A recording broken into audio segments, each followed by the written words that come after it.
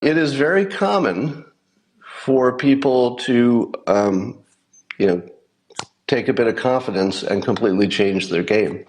I watched a boss of mine years ago. The first time I saw this happen, I watched a boss of mine get promoted.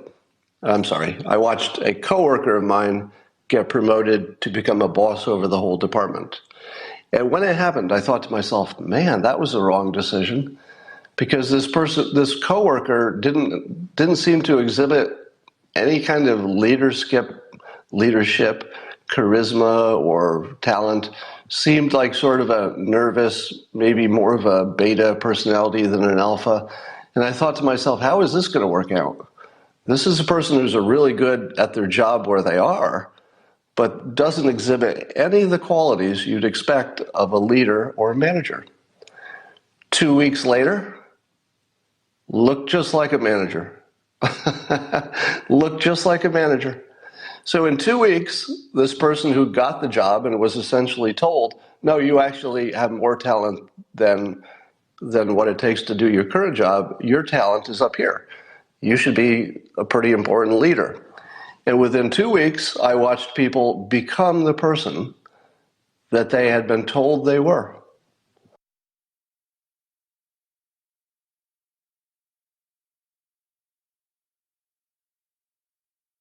Because I'm older than many of you, there's something I've seen that many of you haven't seen before. And what I've seen is how people's confidence, or at least the way they project their confidence, can change on a dime. I'll give you my own example. When I first submitted my sample comic strips to syndication companies to see if I could get a job as a cartoonist, meaning I wanted to be published and represented by these cartoon syndication companies, and they're the ones who sell it to the newspapers, etc.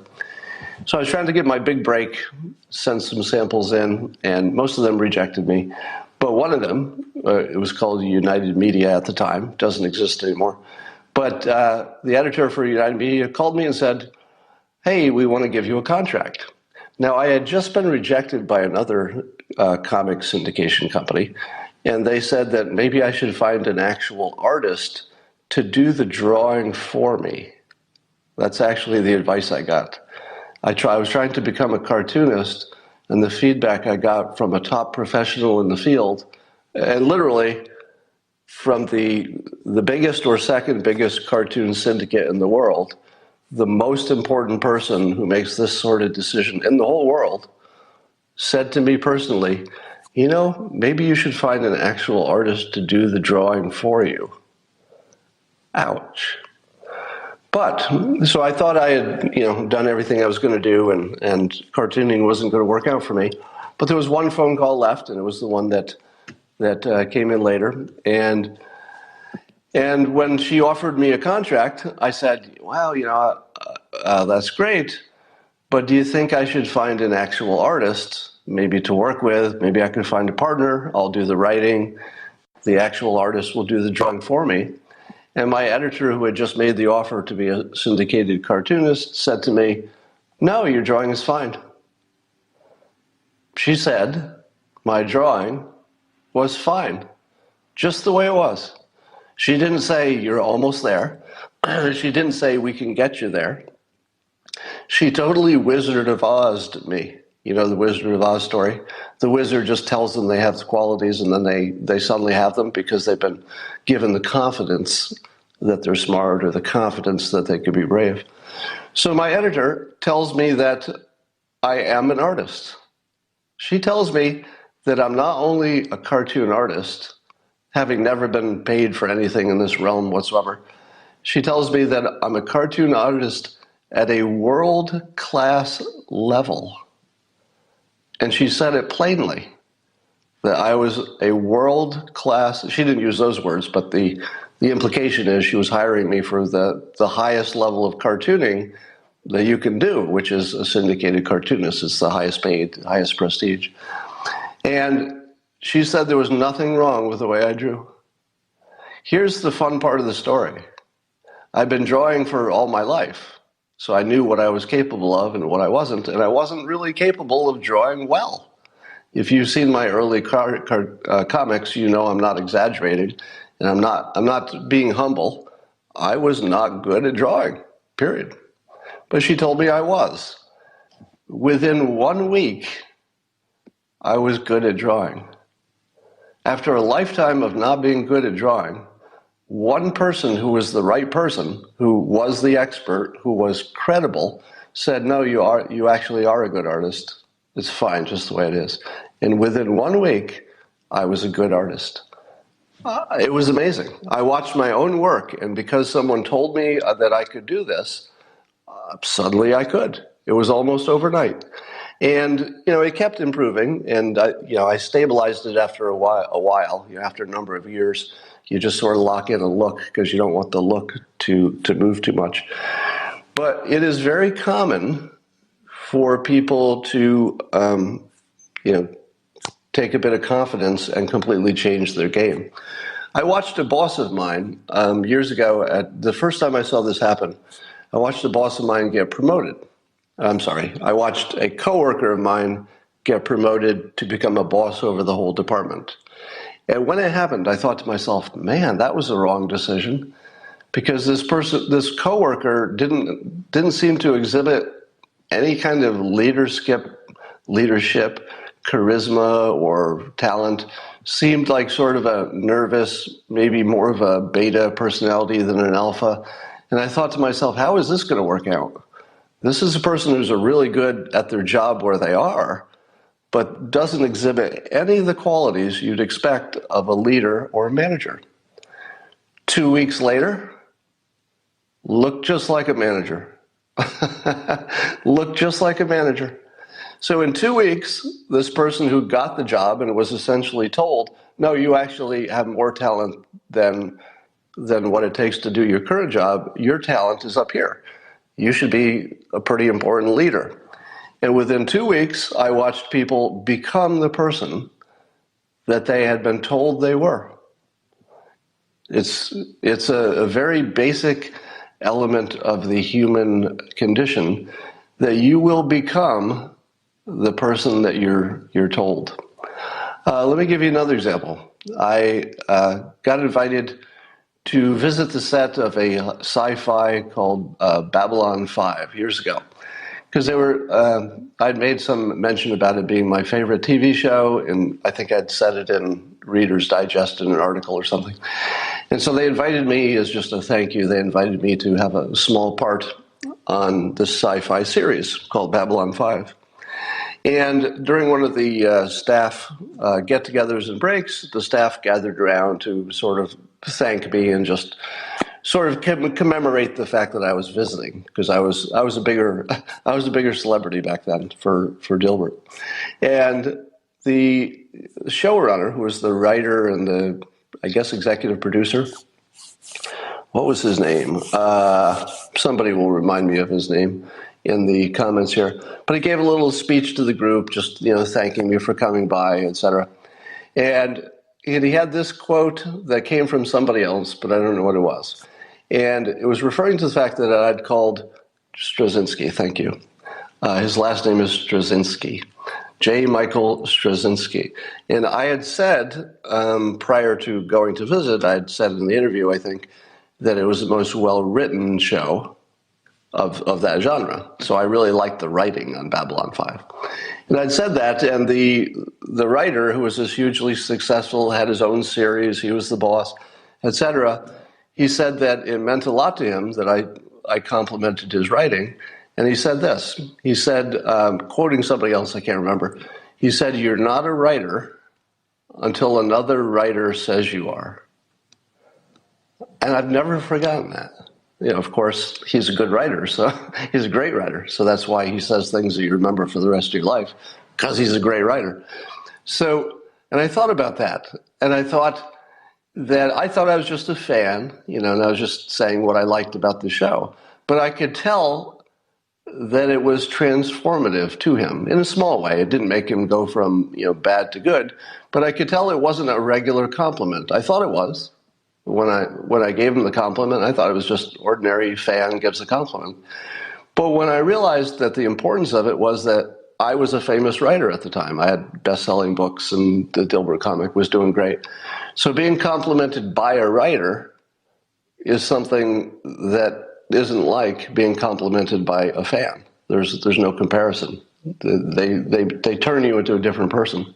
So that's what he meant. It turned him into a writer by being complimented by a writer. Now, he was already a highly successful writer, but the point is that other people's opinion of you can shape you fairly quickly. All right? This is all getting back to Kamala Harris. I took and I'll get to her in a moment. I took a Dale Carnegie course years ago. I talk about this all the time, so I'll just give the quick version.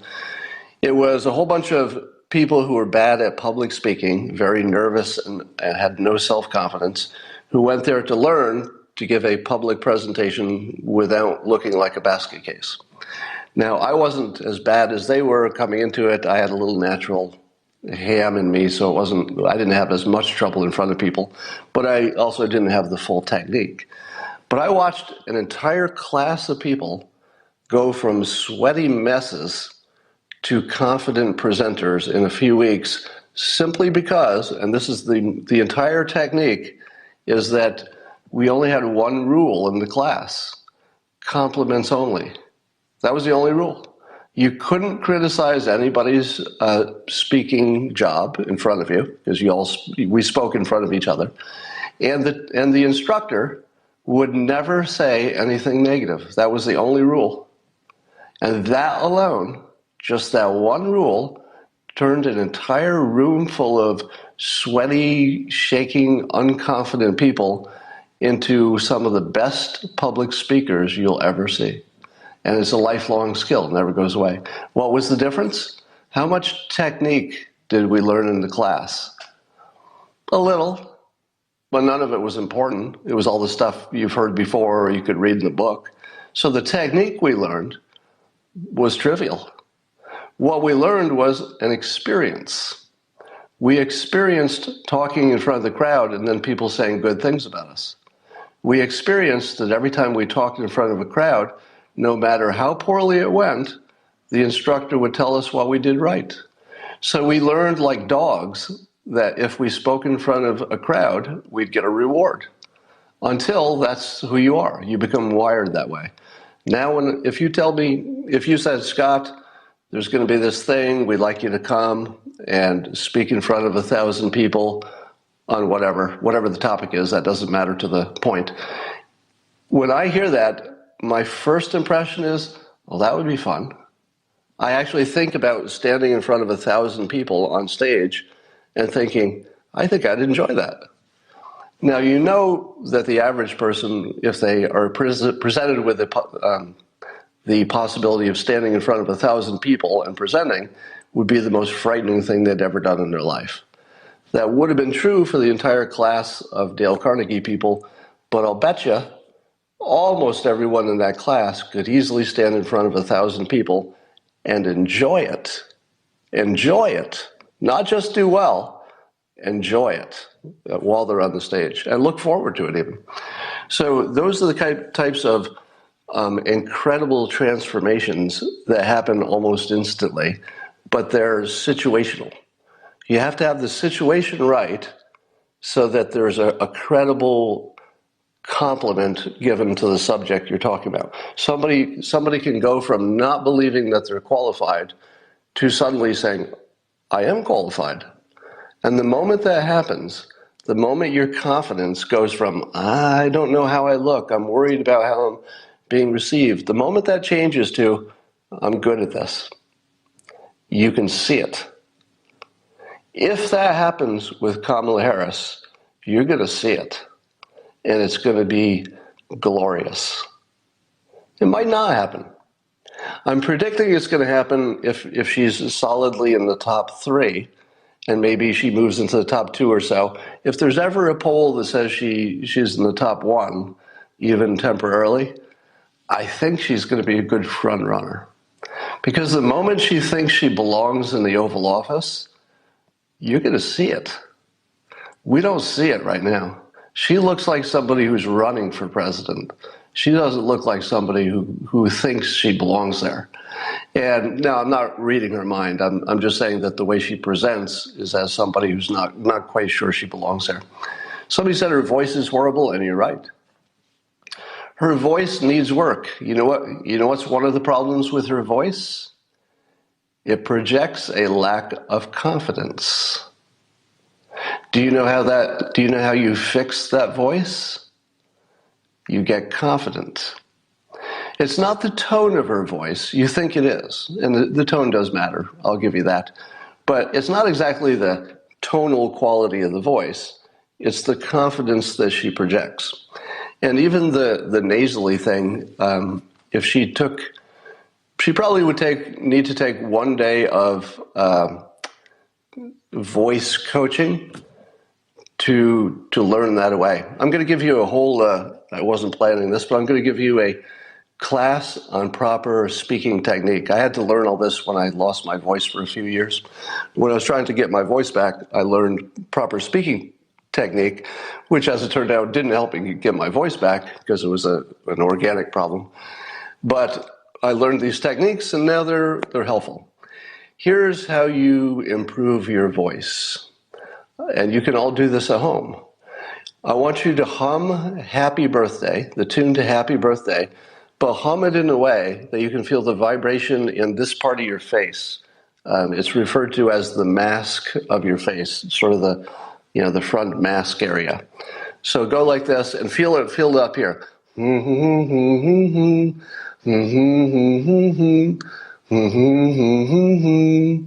When you do that, it, somewhat by coincidence, it activates the perfect parts of your throat and vocal area. And then you take that into speaking.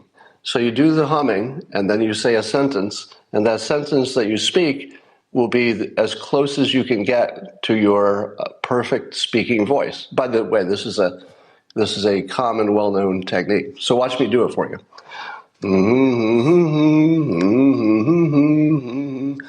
And now, when I speak, my voice is automatically better because I'm matching the tone that I hummed into my mask. If you do this at home, you'll notice that you sound more confident, more energetic, and you notice that all of my speaking equipment is now loosened up. It's more resonant, it's more deeper, it's more impressive. And if I wanted to, I could reproduce this sound all the time. If I wanted to talk to you like I was a news producer, I would do that right before I spoke, and look how good my voice is. It seems like there's an entirely big difference, and all I did was and move my vocal production up to the top of my equipment. The problem is, when you speak down here, you speak down in your lower throat. This is when you get a little bit of constriction. Yeah, and if you're a little bit nervous, these little muscles down here, they're very sensitive. So a little bit nervous, and it's going to really come across my voice. I'm trying really hard to speak, but because I'm using the wrong part of my equipment, it's too sensitive to nervousness. Now,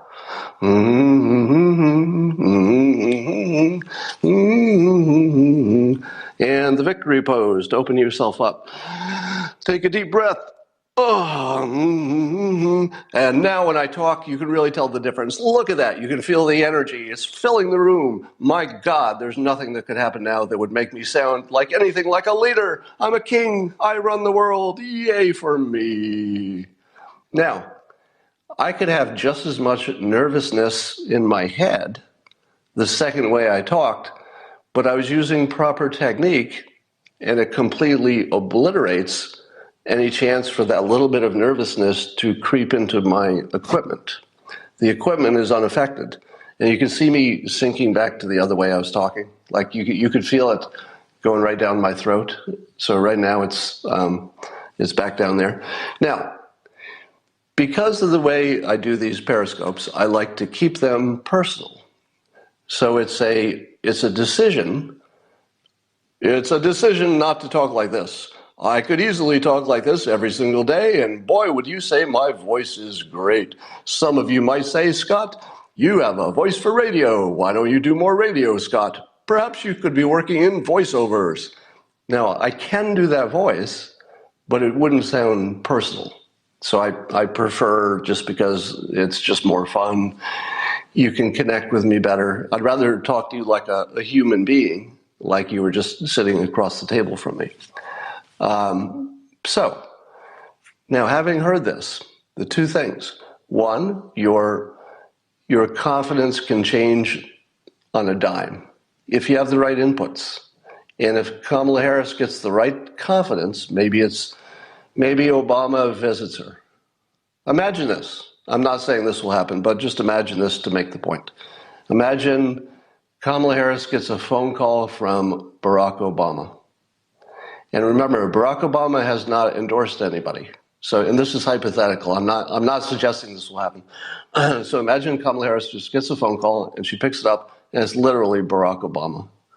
And Obama says, I've been watching you. You totally have this. I want to meet with you tomorrow. And she'd be like, seriously? Barack Obama just called me on the phone? I mean, she probably knows him, but he called me on the phone and he wants to talk to me tomorrow. So Barack Obama shows up at her, wherever she is, and says, can I talk to you personally? And he takes her in the back and he says, I've been watching politicians for years, and you've got this. You're definitely the person who belongs in the White House. Kamala Harris, I'm going to endorse you tomorrow. Don't embarrass me. I know you have this. You have all the tools. Own it. What would Kamala Harris sound like the day after that? She'd sound like a president. I'll bet you in 24 hours, she would sound like a president, whereas right now she's struggling to do that. That's the sort of thing. And again, I'm not suggesting that Obama will do that. I'm just saying that there can be an event that completely changes how you see yourself, and that will be projected, and we could all hear that. And then on top of that, if she gets a little voice coaching, you saw how easily I coached you into a better voice. It took, 2 minutes? 2 minutes, and suddenly you could all reproduce it at home. You probably all tried it at home and it worked.